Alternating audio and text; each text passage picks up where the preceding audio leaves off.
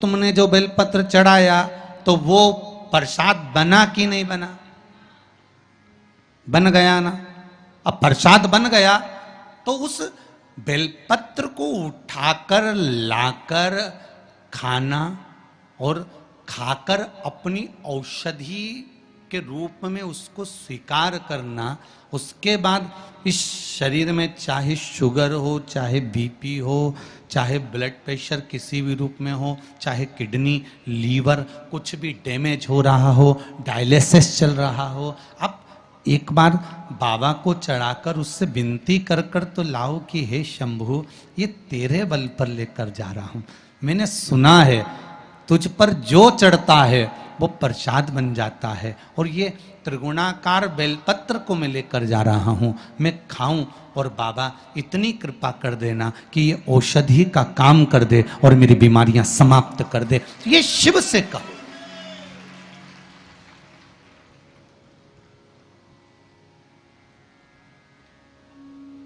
क्यों निर्माल्य बनकर फेंका जाए बेलपत्र को?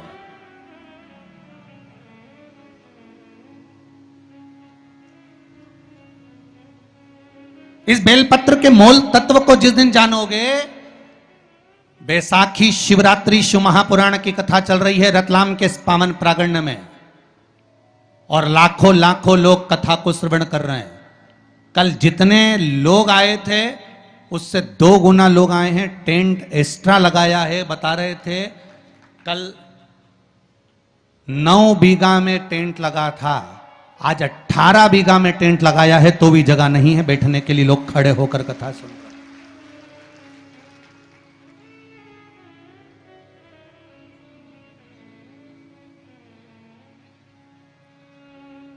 और 18 बीघा के टेंट में भी जगह नहीं। पीछे पुरुष को आप एक निगाह अगर मारकर देखेंगे तो ढेरों में खड़े हैं, इधर देखो उधर देखो, जहां निगाह पहुंच जाए उधर देख लीजिए महाराज। लाखों लाखों लोग इस कथा को सुन रहे हैं। एक नियम बना लो बैसाख महीने से कि शंकर भगवान पर जो बेलपत्र चढ़ी है वो औषधि का काम करती है। शिव पर चढ़ी हुई बेलपत्र मंदिर में क्यों छोड़ें? क्यों नदी में हम इसको विसर्जन करें? क्यों नदी में छोड़ें हम इसको?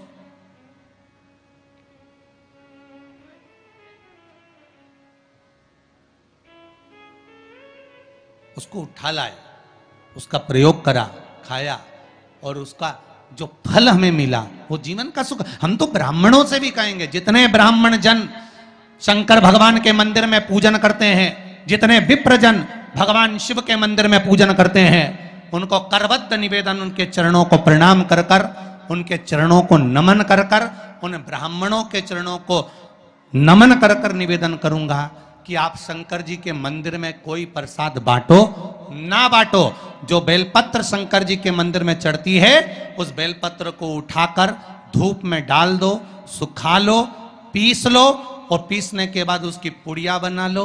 उस पुड़िया को प्रसाद के रूप में देना चालू कर दो कि ये खाना चालू करो। किडनी लीवर शुगर बीपी सब धीरे धीरे धीरे धीरे समाप्त होने लगेगा। तुम करो तो वो बेलपत्र ना तो किसी नदी में विसर्जन करने की जरूरत है और ना कहीं फेंकने की जरूरत है।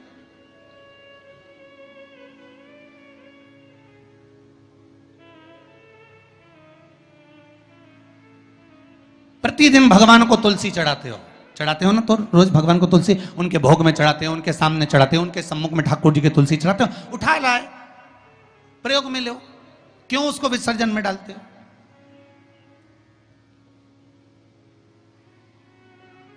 जो विसर्जन के लायक है उसका विसर्जन करो, और विसर्जन भी कहां करो? क्षिप्रा, गंगा, नर्मदा, सरयू या आपके क्षेत्र की कोई पवित्र नदी है, उस नदी में ले जाकर कोई निर्माल्य वस्तुएं मत पटको।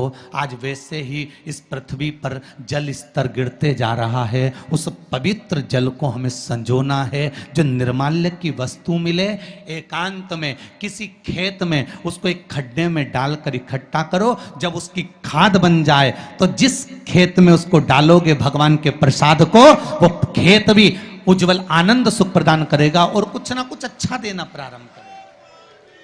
क्यों किसी पवित्र नदी को हम नष्ट कर रहे हैं? क्यों गंगा को हम कचरा डालकर नष्ट करें? क्यों यमुना को, सरयू को, छिपरा को हम नष्ट करें? हम उसको शुद्ध बनाने का प्रयास करें, हम उसको निर्मल बनाने का प्रयास करें। अपने गांव में, नगर में जो तालाब, जो बावड़ी, जो कुएं हैं, उनको हम निर्मल बनाने का प्रयास करें, शुद्ध बनाइए।